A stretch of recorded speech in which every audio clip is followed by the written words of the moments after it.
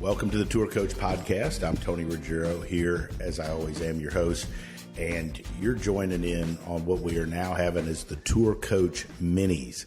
And those are little 10-minute conversations with myself or Jackson Koert, who's going to be hosting some of this. These will be 10-minute conversations and musings from around the world of golf, from around our travels, our friends, our players, other coaches, to give you more Tour Coach, more Dew Sweeper content during the week.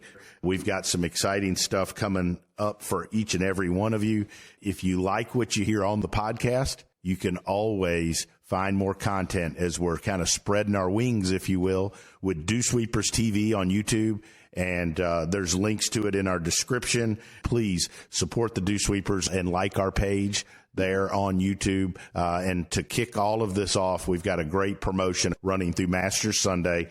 And if you go onto our YouTube page and subscribe, and on any of the videos in the comments section, you just put hashtag Dew Sweeper TV. That's hashtag Dew Sweeper TV. Or you take a screenshot of this podcast, and on Instagram, you tag me at the Dew Sweeper and hashtag Dew Sweeper TV. We're going to sign you up for a drawing on Monday after the Masters for a set of Srixon irons, ZX 4, 5s, or 7s, 12 gloves of your size, and 12 dozen balls. We're going to do that drawing Monday after the Masters. You can check the links in the description part of this podcast, or for a link to it, go to YouTube TV, type in Dew Sweeper TV, and watch some of the videos, listen to it, put in hashtag Dew Sweeper TV or hashtag Pro Work or hashtag Tour Coach, and you will register for the drawing the Monday after the Masters. That's a set of Srixon irons, 12 dozen gloves your size, 12 dozen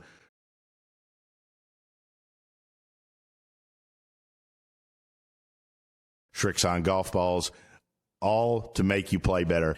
And just like the Dew Sweepers radio show or the Tour Coach podcast, the Tour Coach Minis are brought to you by our friends at Srixon Golf, our friends at Bushnell, Buick, GMC, especially Mitch McConnell, and McConnell Automotive, and you can't forget Vineyard Vines that keep us all looking good. So enjoy this episode of the Tour Coach Mini, and we're here with all the golf content you could ever want each and every week. We got a good spot. Actually, this is my first time up here, not your first time, which is hilarious. We were sitting at Pete's Turn at Atlantic Beach Country Club. Views. Up top. It's beautiful. Great, right? Yeah. We got some good weather.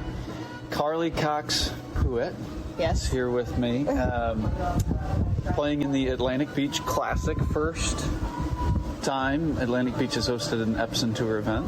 What do you think of the club, the course? A couple days coming up. Everything has been great so far. I mean, this is definitely already, one of the top events of the season out here. The course is awesome, really challenging, especially with the wind, as we're seeing. Possibly some rain coming as well. Exactly. So, all the elements, that's usually part of the Epson Tour. When we roll into town, we bring some kind of weather, it seems. So, but despite all that, everything's been great, and I'm excited to play and compete out here and test the game on a really good course. So how many years on the tour now? This is I guess this might be the start of my fourth season out here. Technically, it's my third one with full good status. Yeah. Okay. Yeah. And we started working before last season. Correct. And you kind of flashed back towards last season. You had an interesting start to the season where you missed a couple cuts, and then you got sick out west twice? Yeah, it was back-to-back weeks. It was in Beaumont, which would have been our third event of the year. I got, stomach bug, and took me down midway second round. So I missed the cut, but because of that. And then it kind of followed into the next week, into Tucson. I just still lingered and, without being too graphic, hung around. So it took me down for 2 weeks back to back. I did play Tucson, but I didn't do any practice rounds or anything. So I just went out there blind. And I was still pretty weak. I didn't eat anything for a few days. So yeah, it was a very interesting start to that season, or, those couple events out west. And then hit your stride.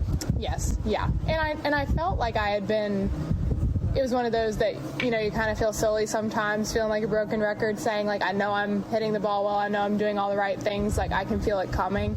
Sometimes I think it's hard to believe that when you don't have, like, proof right in front of your face, but just, like, believing that. And then had a few good events and then finished, like, third and second back-to-back weeks when we were in Alabama, Arkansas. So that really propelled me and ended up getting me into Q Series at the end of the season. And then you had 2 other top 10s, correct? I did, yes. In Harris and then Albany, New York. Okay. Yep. So, and then you got sick again at Q School. That one was probably... Stop talking about getting sick. I think I've done my fair share of, like, sicknesses for the next couple of years but that one was a little bit harder to swallow just because... you work so hard to get there all year, and you look forward to it. And you're playing great. Yeah. You have momentum built. Exactly. For it to just kind of be taken away. I mean, again, it was kind of the same song and dance. I played without... I saw, like, one of the 9s of the 2 courses, so just leaned on, for me, spiritually, like... There's always a plan, and it's never been an easy journey for me in this golf process. And so just knowing, like, I was put there for a reason. I'm supposed to learn this. It stinks because it's, the pinnacle of what we're trying to do in our game, and to have it so close yet, just taken away from you, not by just bad play. It was tough, and like you said, damper on the end of the season, but I know good things were ahead. It was a good year. Yeah. And a great year to build going into this year. Right. So you had... played 2 events already this year, and then this is the 3rd one, and then you have a 4-week break. Is that correct? Yeah, I think we will compete the end of that 4th week, but yes, we have a 3.5 like weeks off. Yeah. So what does it look like for you starting this season with what you've built on the last couple of years, and then how, like you've talked about leading into this season, you feel like ball striking's there. We got into an argument about into the grain, but I think we're settled. We're over that. No, Okay. we're good. We're clear. And then putting wise, the putter probably didn't show up the first 2 rounds, but what's cool for me to see is, like, last year, second half of the season, putting was good consistently for a while, and we had this station that you'd do with a straight putt, a left-to-righter, and a right-to-lefter, so that you could see your same lines and basically match your lines every day with different break. And I think that was a great platform for you to build on. And then almost going back into that a tick differently and maybe a little bit more specific with possibly the setup stuff, but again, kind of focusing on those left-to-righters, as, like, the right-to-lefters got more solid as time went on. Left-to-righters still might not have been there, but now we have a station tick more specifically for left-to-righters. But so you bundle all this up. You've got your putting stuff, you've got some short game, and you got your ball striking. Like, how is this? How are you going to use this and what you've learned last year to build on this year and get your LPGA Tour card? Just kind of... I'm encouraged, by a great, season, despite the way it ended, feeling like I'm a little bit more settled in, like, some of my knowledge as far as short game goes and, like, my tendencies and whatnot. So just kind of having, like, experience.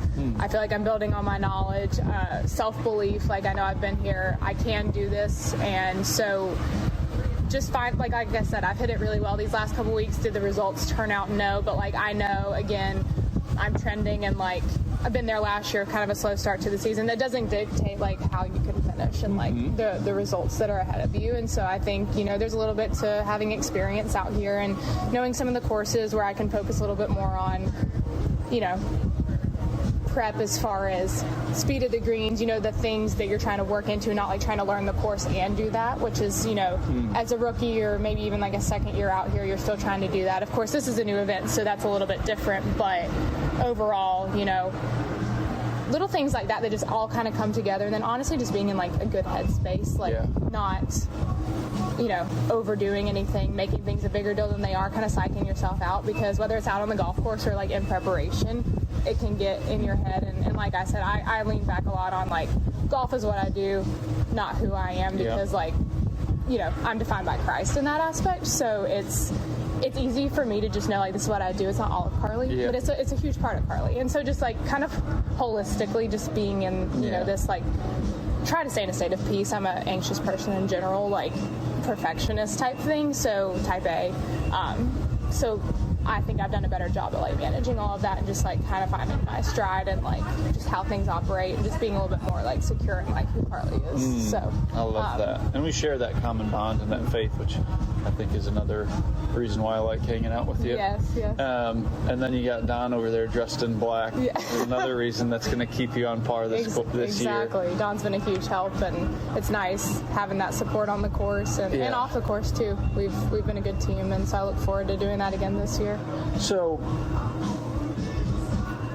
as I've gotten to learn you, and obviously we only do short game together, as I've gotten to understand you and your game, you are big on understanding your tendencies. Yeah. Which is awesome, because I think that's what some of the best players in the world do, is they understand their tendencies, maybe their good tendencies, what they're doing when it's good. Sure. And what it's like, and also maybe what they're doing when it's not good. Right. And working out of those tendencies. And I think we finally found that with your short game a little bit more specifically. So you have a strong club face. You like to turn and burn and hit really good draws. And then some of those characteristics creep into your short game, and we've got tight, grainy lies around this wonderful golf course, and all of a sudden, like, we've got a strong club face kind of going back into the ground, and that's a little bit of a dig. But you have talked about this shot that you learned last year in Arkansas that was like great contact all the time. You actually were able to control the spin and the speed, and all of a sudden you're able to roll with that. And now we're trying to build this shot into your repertoire that's slightly different, where it's a little bit more open face, the sole's a little bit more exposed, and it's been easier for you to do that with a 54 degree instead of a 58 degree. Correct. Right, and I think now building on this stuff is understanding your tendencies there with your short game and how you need to put that into play over time, which I think is where we ended, right? If you're learning this new shot, you might have a tendency with a miss now, and then all of a sudden you put the 54 into play, you have maybe a different tendency. But then having a template for you to go back to when you set up, right? We put a stick down at the target. We put one on the lie angle of the club to get the club face working a little bit more in and around you, so then we can kind of get the club face and what you've done at address, that sole exposed, that you can trust the bottom more. Exactly. Which is what you're trying to do on the golf course, because it's funny how, regardless of what you're building on and your tendencies, people don't like to think out there. You have to be able to react. Yes. Can you talk into that with maybe specifically into your short game? Yeah, and I think going back to like knowing my tendencies, I think old Carley would have been very judgmental off of like, we look at a swing video or we look at putting and just be like, oh my gosh, that's not like picture perfect, that's not, you know, whatever. And then I realized, like, for me, just knowing my tendencies on the golf course, that way if something does go awry or I find myself in a situation, like, not comparing myself to other people, but like, how does this usually turn out for Carley? And I think that was a big stepping stone in like me just learning how to like score, be more confident in my short game. Like, hey, I'm not going to judge myself for maybe not knowing the sick, you know, into the grain, like very hard shot.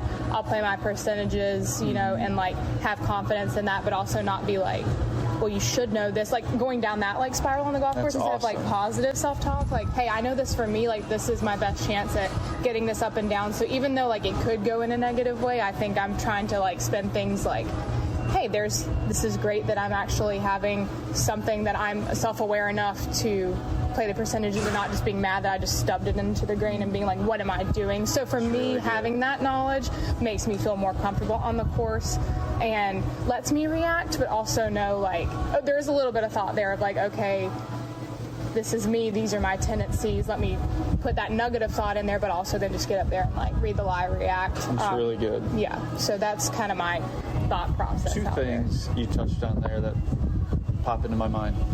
First of all, being able to know like, okay, this is what Carley does and this is what Carley needs to do, not paying attention to other people, because I've been around some, and you hear stories about people making it to the PGA Tour, the LPGA Tour, making it there, and they get out there and they see what some of these people are doing around them, and then they try and change their game. Don't reinvent the wheel, yeah. It's like they change the vehicle that got them there. Yeah. It's like, why not learn how to drive in that vehicle, and it's probably much easier said than done. Yeah. I mean, even out here from like college golf to now, you see so many different styles, and like you're not told by a coach like, hey, we're going here doing this. Like there's a lot more ownership that, takes place in your game, and I think it's easy to kind of like observe and be like, well, they do this, well, they do that, like, and almost like judge yourself for not doing that. I think it's always kind of like today I wanted to learn that shot. I'm not going to go like throw it into play tomorrow, but just like it's kind of a bleed of progression and improvement, but not being so hard on myself when I'm actually out on the course, because like it's hard enough like as Correct. It is. So just make it easy. baking it in there and just like picking up the little tidbits of knowledge along the way, and that's a good thing too. Maybe you do observe something someone else does and you're like, wow, I might throw that into my arsenal and not be like, I have to abandon everything that I know now just to go Correct. do what this person did. Yeah. So whether that's college golf to here to LPGA, I think, like you said, there's certain things that got you to a point, but then there's also knowing there's a stepping stone of another level. So like something has to give, but it doesn't have to be like, all or nothing. Yeah.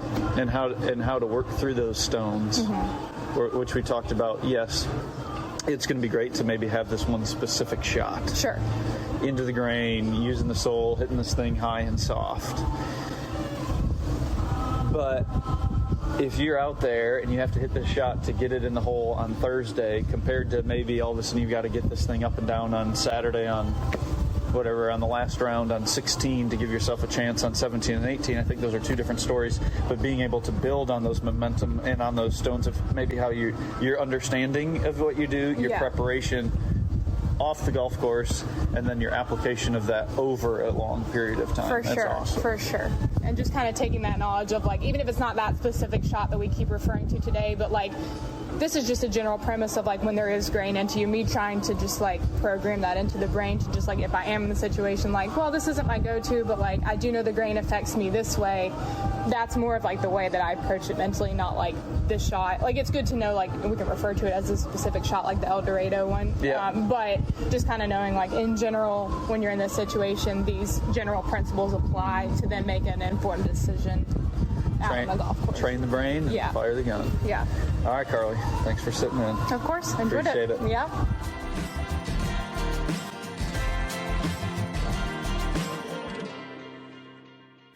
Hi, this is Tony Ruggiero. And look, recently, several teachers I know and several players have had some scares with skin cancer. In fact, I recently went and saw a dermatologist here in town, and I had a couple things frozen off, eyelid, my face, my earlobe, and not getting any younger. And I know it's getting to that time of the season where it's cooler, but look, being in the sun is a real deal, and I've not been very good, to be totally honest, my whole career at using it at all, because I didn't like how greasy it was, how hard it was to get off your hands, how it clogged up my pores. And then I found this sunscreen, Visor Skincare. It's clear, it goes on, it doesn't dry you out, it isn't greasy, it's like you didn't put anything on it. By far, it's the best sunscreen I've ever used. Without a doubt, is the easiest to use. And we've got a discount code for all of you. All you have to do is go to visorskincare.com, is use our code word DewSweeper. visorskincare.com, code word DewSweeper. I just want to remind everybody something that I forgot. Recently, a couple weeks ago, my wife and I went out. We went to a wedding, and afterwards with some friends, we were like, hey, where's a great place to go? I'll be honest, like, in my travels and day-to-day, sometimes I get caught up and I forget some of the great places right around the corner. But I got to remind you about the Icebox Bar on 755 Monroe Street. I was blown away by just the whole vibe, the atmosphere, and with the Velvet Pig, the food in the back room, and the big screen TVs up front. We sat there and watched some playoff games. I was blown away by the atmosphere, the vibe, and just how cool it was to have the Icebox Bar right here near the Dew Sweepers downtown, near where I live.